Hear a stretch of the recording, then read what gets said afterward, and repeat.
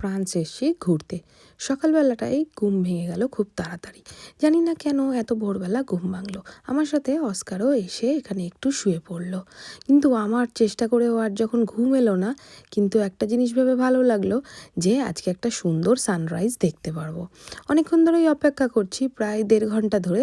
পাহাড়ের ওপারে হয়তো এখন সূর্য উঠে গেছে, কিন্তু এদিকটা এখনও আসেনি।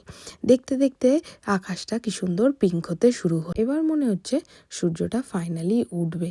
কি এক্সাইটেড আমি। এখানে একজন দেখো টেনে 2 ঘন্টা ঘুমাচ্ছে। আর এর মতো ঘুম যদি আমার হতো, সত্যিই নিজেকে ধন্য মনে হতো। দেখতে দেখতে সূর্য উঠে গেল। এত ভালো লাগছে, বহুদিন পরে এরকম একটা সূর্যোদয় দেখলাম। এখানে একটু বেলা হতেই চলে এলো সেই রাজহাঁসের জোড়াটা। মনে আছে কালকে অস্কারকে দেখে যারা খুব রেগে যাচ্ছিল, সেই রাজহাঁসের জোড়াটা এসছে।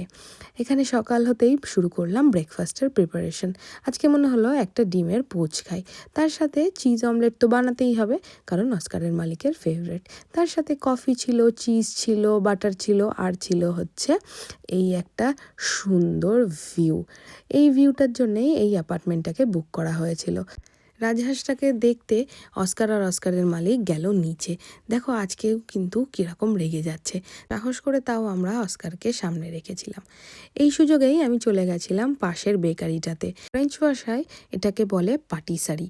পাটিসারিগুলো এতই ফেমাস এখানকার, সবাই কিন্তু সকাল সকাল উঠে চলে আসে এই পাটিসারিতে। বিভিন্ন রকমের ব্রেড, তারপরে এই ধরো সুইট আইটেম, এগুলো নিতে আসে। এখানকার বিখ্যাত হচ্ছে বাগেট। লম্বা শেপের পাউরুটিগুলোকে বাগেট বলা হয়। বাগেটের সাথে নিয়েছিলাম এই সুন্দর পেস্ট্রিগুলো। সেইগুলোকে সব কিছু ফ্রিজে রেখে চললাম পাশের পাহাড়টাতে। এই পাশের পাহাড়টাতে কিন্তু বরফ জমে রয়েছে চূড়াতে। তাই মনে হলো যে বেশ ইন্টারেস্টিং, চলো দেখা যাক। যেতে যেতেই রাস্তায় দেখা হয়ে গেল এই বিল্লুর সাথে। অস্কার আর আমি দুজনেই এক্সাইটেড, কিন্তু অস্কারের মালিক যে দাঁড়াবে না, কারণ বেশি বেলা হয়ে গেলে পাহাড়ের মাথা থেকে নামতে একটু অসুবিধা হতে পারে।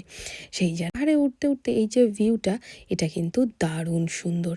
এতটা ইন্টারেস্টিং জায়গাটা, মনে হচ্ছে খুব সুন্দর জিনিস দেখতে পাবো।